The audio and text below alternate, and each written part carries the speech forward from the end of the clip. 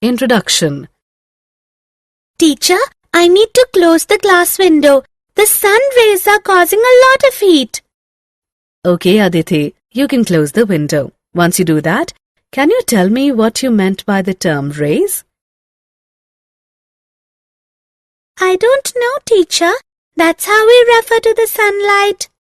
Well, we will learn about lines, rays and angles today. Children, in this lesson we will learn about the angles and the types of angles. We will also learn about lines, pairs of lines and parallel lines. Objectives. At the end of this lesson, you will be able to identify the different types of angles, describe lines and pairs of lines, explain parallel lines. Overview. There are different types of lines that you use when you create a simple picture. You can create a simple house, a sun, and so on, and you use the simple lines to denote these pictures. Let us look at the various types of lines used. Line. A line has no beginning and no end. You can stretch a line infinitely in both directions. Line segment. A line segment has a beginning and an end. Ray. A ray has a starting point but no end. Angle. An angle is created with two rays having the same starting point. The starting point is called the vertex and the rays are called sides of the angle. Related angles. An angle is defined as the union of two rays that have the same end point. The sides of the angles are the two rays, while the vertex is the common end point. There are four types of angles. They are complementary angles, supplementary angles, adjacent angles, and vertical angles. Now, take a brief look on all the angles. Complementary angles are two angles whose measures add up to 90 degrees. Supplementary angles are two angles whose measures add up to 180 degrees. Adjacent angles are angles with a common vertex and a common side, but no interior points. A pair of adjacent angles with rays as the non-common sides is called a linear pair. Vertical angles are two angles that have a common vertex and whose sides form two lines. Intersecting lines.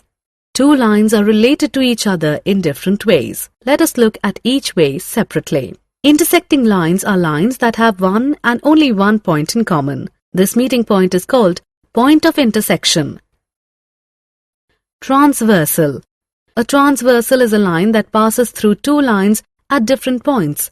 Mostly, a transversal produces several angles. Angles made by a transversal.